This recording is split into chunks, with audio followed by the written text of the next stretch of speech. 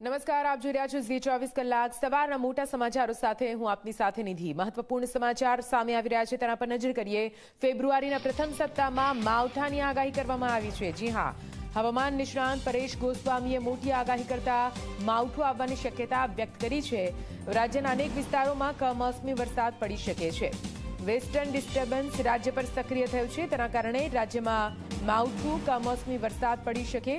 3 થી 5મી ફેબ્રુઆરી દરમિયાન માવઠાની આગાહી કરવામાં આવી છે।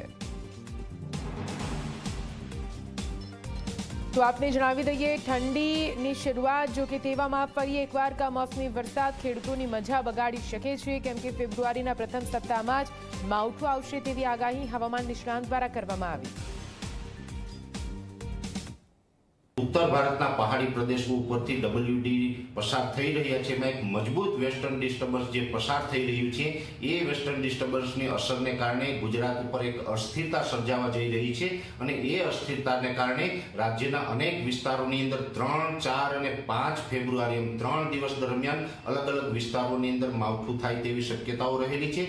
જો કે આ માવઠાની સૌથી વધુ તીવ્રતા છે એ સૌરાષ્ટ્ર, મધ્ય ગુજરાત અને ઉત્તર ગુજરાતના ભાગોની અંદર જોવા મળે તેવી શક્યતા હાલ દેખાઈ રહી છે।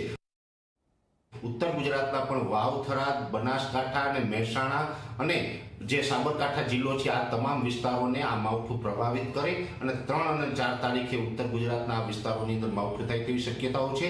મધ્ય ગુજરાતમાં પણ ગાંધીનગર, અમદાવાદ જેવા વિસ્તારોની અંદર 3 અથવા તો 4 તારીખે એકદમ છૂટાછવાયા સામાન્ય ઝાપટા પડી શકે। આણંદ, નડિયાદ, ખેડા અને જે બરોડા વિસ્તાર છે, આ તમામ વિસ્તારની અંદર પણ 4 તારીખે મધ્યમથી ભારે ઝાપટા પડે તેવી શક્યતા હાલ દેખાઈ રહી છે। સૌરાષ્ટ્રની અંદર પણ જે દ્વારકા, જામનગર, મોરબી, સુરેન્દ્રનગર, બોટાદ, ભાવનગર અને એ સાથે રાજકોટ, જુનાગઢ જેવા વિસ્તારની અંદર પણ 3 અને 4 તારીખે મધ્યમથી સામાન્ય ઝાપટા પડે તેવી શક્યતાઓ છે। જે અરવલ્લી, મહીસાગર અને દાહોદ, ગોધરા જેવા વિસ્તારો છે, એમાં વધારે પડતા ઘાટા વાદળો છવાઈ જશે, વાદળછાયું વાતાવરણ થશે અને કોઈ જગ્યાએ એકદમ હળવા છૂટાછવાયા ઝાપટા પડે તેવી શક્યતા